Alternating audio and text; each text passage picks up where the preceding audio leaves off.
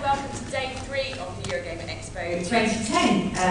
Is it Hello again, and welcome to day 3 of the EuroGamer Expo 2010.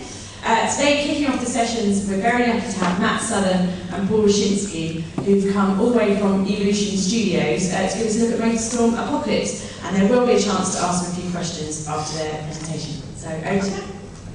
Thank you, Earl.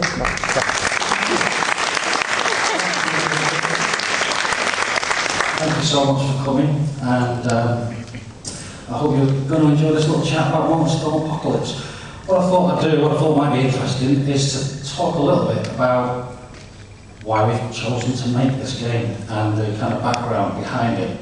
Then we'll play a couple of tracks, one of which is currently on the show floor, the other of which will be after today's talk in stereoscopic 3D. So, my name's Matt, as Ellie mentioned. This is Paul Roshinsky, lead designer. Don't try and pronounce his surname, just call him Roshi. And he'll be largely quiet, I think, until the Q&A, but he's also going to play the game for me, because I suck. When we were making Motorstorm 1, my boss at the time, Martin Kenwright, came into me one morning with this piece of paper. This, folks, is how most games start their lives. In fact, it's usually the back of a cigarette packet, so this is kind of got high production values for an idea. An idea for a game called Urban Smash. So excited was Martin by this that he actually wrote Street Racing instead of Street Racing. And the kind of core principle, I guess, was Motorstorm, but in a city. Intense, moment-to-moment, breakneck gameplay is written here. Busy worlds, full of life, and then right down at the bottom, i.e. Washington, DC, and Moscow made a parade. So I said, can I go to Washington, DC and do a reference trip? I like this idea. And Martin said, yeah. So we went to London, we went to Washington. There are 5 docks in Washington, DC. Doing a reference trip. The Pentagon, the White House, etc. This was where Evolution Studios began the process of learning how to make racing games set in cities rather than organic environments. We did a ton of concept art, we did guys flipping a bird, we had this kind of wrapper, this conceptual idea of a kind of reality TV show where, a bit like X Factor, only instead of singing in a really bland way, people were trying to get the attention of the press with really anarchic, reckless racing. So Urban Smash really did have an awful lot in common with Motorstorm.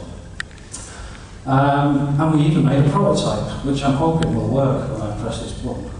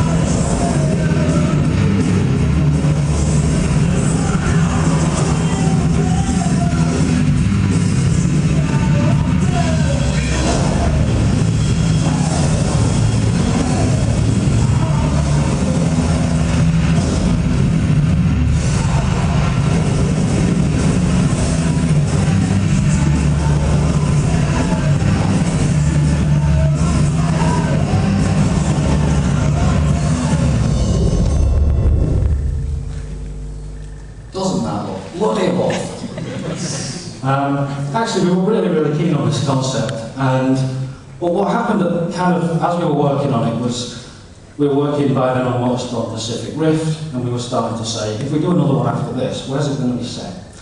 We started looking on forums and seeing what kind of locations people would be keen on, and very quickly came to the realisation that we'd been missing a massive opportunity to make a really exciting game if Urban Smash became Motorstorm. So that's what we did. We went from Monument Valley to a Pacific island to an Arctic environment to a city. And during the kind of thought process behind that decision, we kind of thought, you know, that still isn't enough.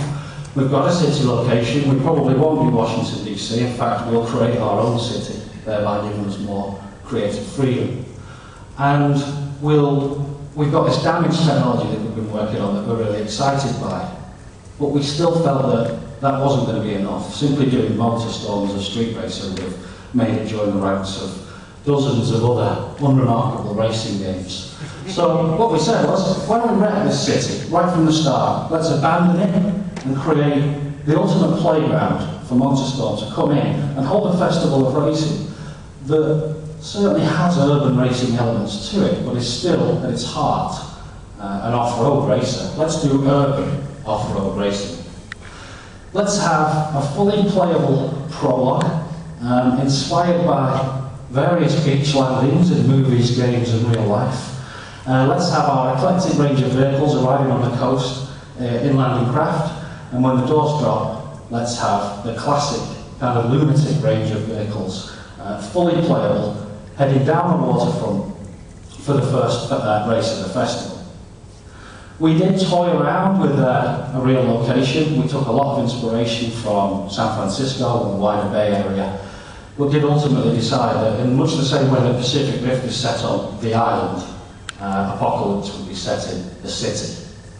Then we said, and this was actually after a couple more prototypes, the city is literally dead. We've evacuated it because there's been an earthquake. We've created this perfect playground, but it literally lacks life. It's a bit of a ghost town. So let's leave behind some people in the city. And if we're going to do that, what kind of people would stay behind in the city?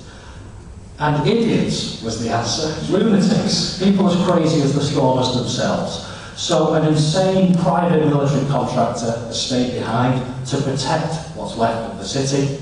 They don't like Motorstorm's arrival. They're going to attack the vehicles in real time from the sky, from tanks, with machine guns. Motorstorm won't fight back. It's there to hold a festival and have as much anarchic fun as possible. And then there's another group that have also stayed behind. We just call them the crazies. They're a bit like Motorstormers in that they have no sense of personal safety. They are there to also enjoy this playground that's been left behind. So you've got three factions. They're all mad, and they are all kind of ramping up the insanity over 48 virtual hours, up against each other, but also having as much fun as possible, wrecking things and firing weapons. That means for the first time in Motorstorm, you can run these people over. But of course, they get back up. We're heavily inspired by films like Jackass the movie, where people hurt each other, laugh, and live. So, no blood, no heads rolling down the streets, if you're listening, Peggy. Everybody gets back up, it's really just there for the sheer hell of it. Now, these three groups are all in for a major surprise. You guys know it now. The quakes are done, and in real time, as you race, buildings will collapse in front of you, changing routes, closing routes, opening new ones, providing interiors to race through on as epic and vast a scale as we can possibly achieve on PlayStation 3.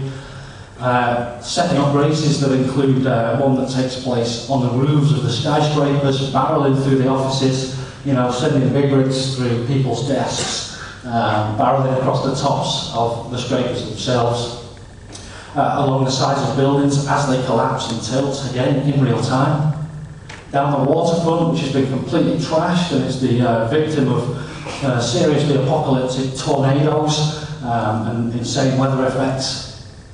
Across bridges that have snapped and twisted and that buckle while you're racing on them. Across two decks, back and forth on purpose-built bridge-based circuits. For the first time ever in Motorstorm, we've got dynamic lighting technology. The vehicles have headlights, so we can instead of adhering to the old mantra of race by day, party by night, the festivals are now about racing and partying day and night, non-stop, before everybody has to get the hell out. So sewers, subways, interiors, nighttime races are all going to be in place. So, as you can see through this kind of series of concept art that we used in the pre-production of the game, we are going to try and make sure that the city offers as much variety and difference and as many surprises as possible, and never, ever be traditional street racing, which I hope most of you will agree has kind of become a bit boring. So Motorstorm is going to subvert all the expectations of urban racing. by trying to do off-road racing in an urban environment. There's those headlights. Again, it wouldn't be Motorstorm if it didn't try to be subversive and different. The fictional world that Stormers live in is one where they have turned their backs on ordinary life and live on the carrier that takes them around the world looking for locations for these festivals. As a result of all that decision making and all this concept work, we decided that chronology in Motorstorm was going to be one of our most important features. The game isn't purely chronological in a sense that over the 40 unique single-player races, we start with the first one and leave with the last one. We'll play around with that chronology. You'll revisit the start of the festival as different characters and see the races that they took part in over that same time frame. So you'll race tracks where buildings collapse all around you, then maybe later on you'll race as a different character, say the reverse of the track, say at night, and all of the damage, all the buildings that came down, all the destruction has stayed and has actually been exploited and used by the organisers of Motorstorm to create new experiences. So we're not so much about different tracks with this game as we used to be, we're about different races, making each race as unique and distinct as possible. So that by the end of the game, that same image looks more like this. Persistence, chronology, change, progression, real key terms for us. We looked a lot at what guys were saying about Pacific Rift, about what they didn't like, and one of them was this sense that the entire experience could be a lot more satisfying. Individual races, great. The moment-to-moment stuff mentioned on the piece of paper at the start, nailed. But the entire experience needs to be much more compelling, much more rewarding, more twists and turns and surprises.